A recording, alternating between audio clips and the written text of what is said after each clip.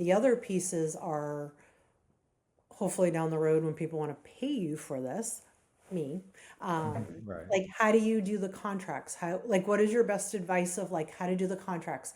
How to set your rate? Like if somebody were to say to me, what do you charge? How do you figure the contracts, the legality, the charging, all of those Sure. pieces out? Good question. So the one thing you definitely want to do when it comes to, because there's a lot of layers to that question. So Yeah, the yeah. first thing is attorney. You definitely want to lock in with an attorney, a business attorney, and you want them to help set up your LLC, have your Okay. operating agreement, help them set that up, help them have them get your EI, and just help them just, even though it may cost money, it's Mm-hmm. just worth it. It's not crazy money either, but you just want them, you also want them to establish a contract.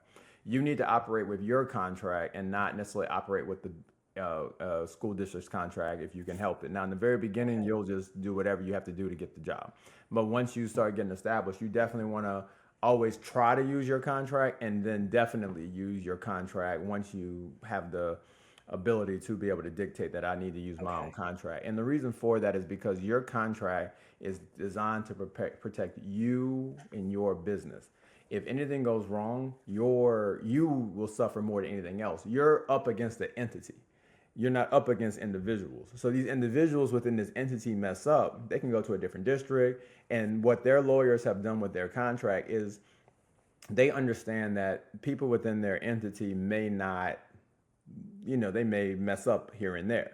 So what they do is they design the contract that is slanted to them to where if somebody does mess up where they copy your resources or they do something that violates your copyright or they misapply something and it's really put on you for things to happen and those things. If let's say they double book a training and then they have to cancel yours last minute, that's something that you're going to have to deal with.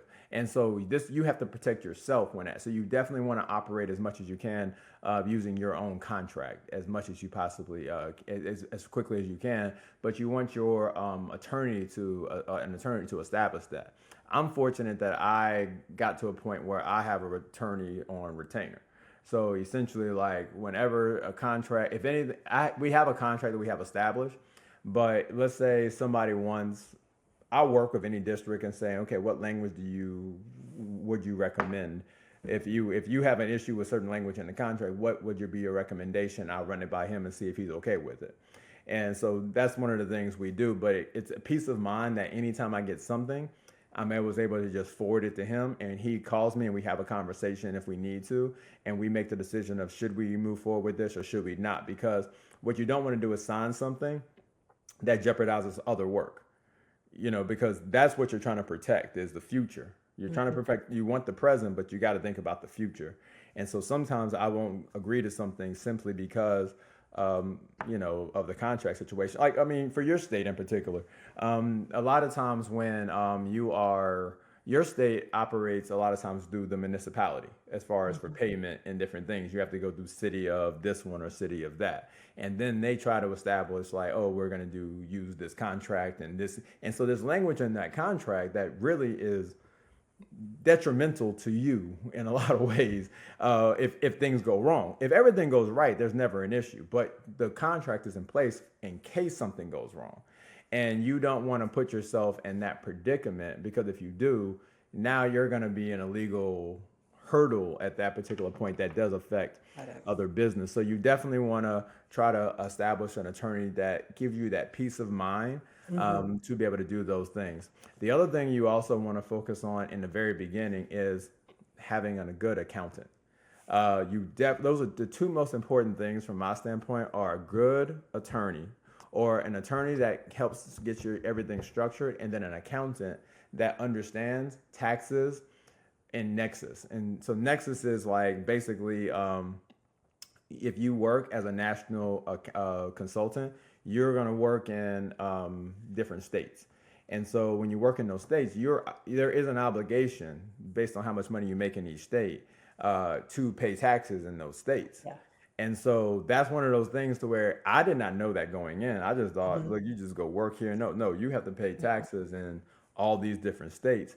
And my second accountant, the thing that ended up happening with her is she didn't necessarily understand Cause the first, let me go back. My first accountant, I don't even consider him, I just saw, I literally needed to get my taxes done.